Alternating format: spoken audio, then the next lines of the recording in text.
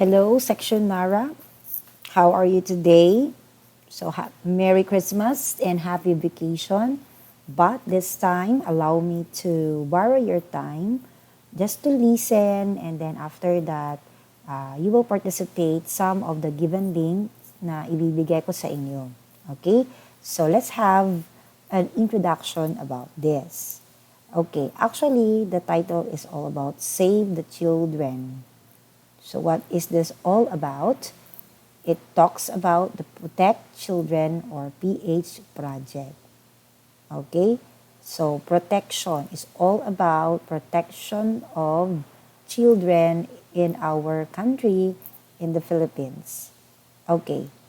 So actually, if you're going to observe that Philippines is the top global source of child pornography, no?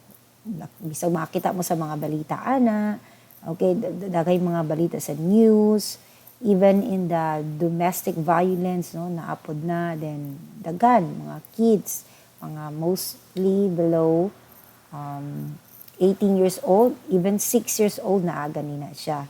Okay? So, actually, what is online sex exploitation or of children or OSEC? It is the production for the purpose of online publication or transmission of visual depictions. No?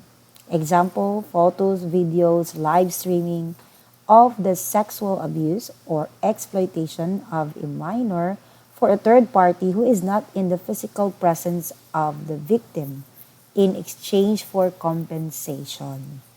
Okay? So, we have here in 1 to 2 Filipino children experiences online sexual abuse.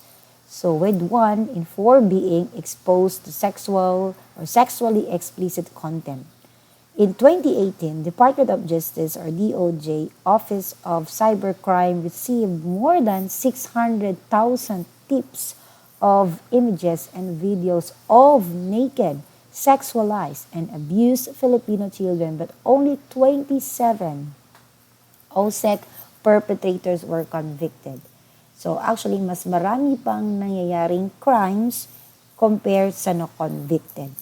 Okay? So actually, ang purpose ng ating activity is to give you a full awareness about this online sex exploitation. It is a real thing na nangyayari sa ating bansa. Okay?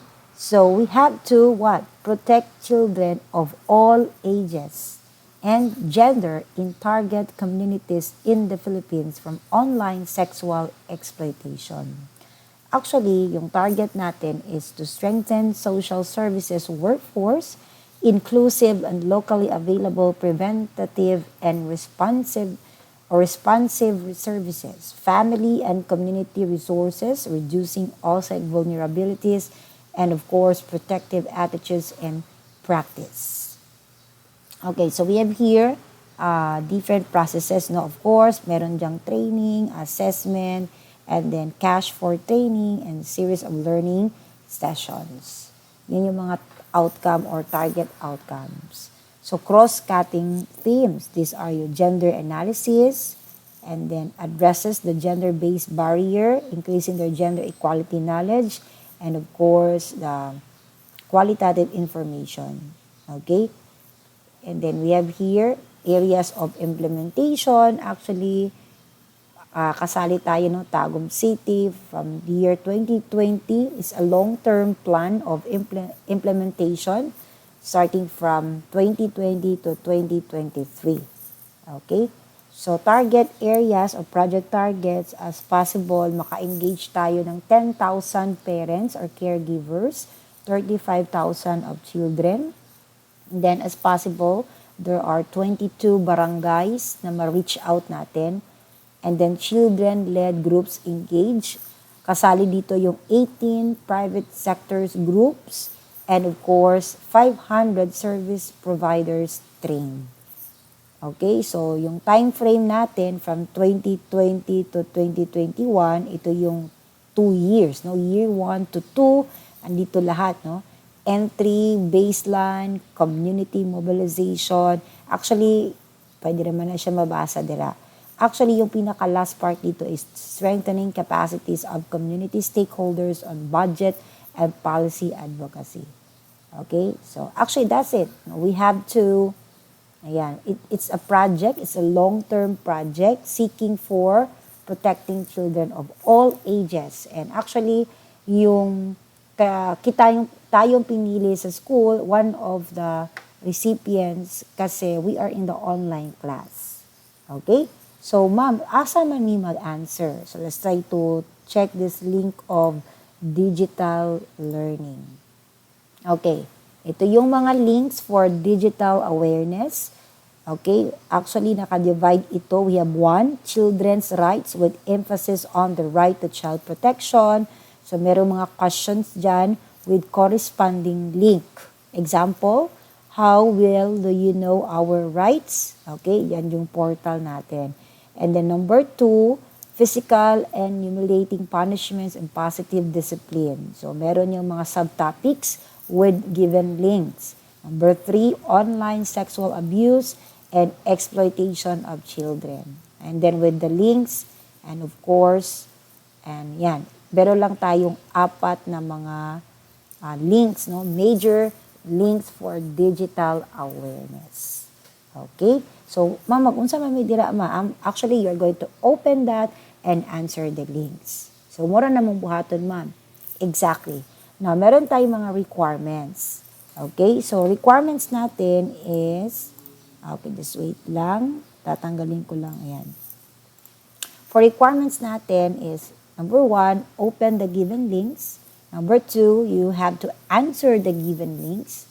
And number 3, same gihapon, no? Kasi they need data, so we have to send screenshots of your scores. So, ma'am, asa makita ang scores?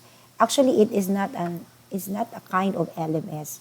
It's a kind of database activity. No? Kung naka-database siya, then meron siya mga pictures, meron siyang mga Q&A with scores. So actually, you don't need to pressurize yourselves para doon sa ating question. Okay?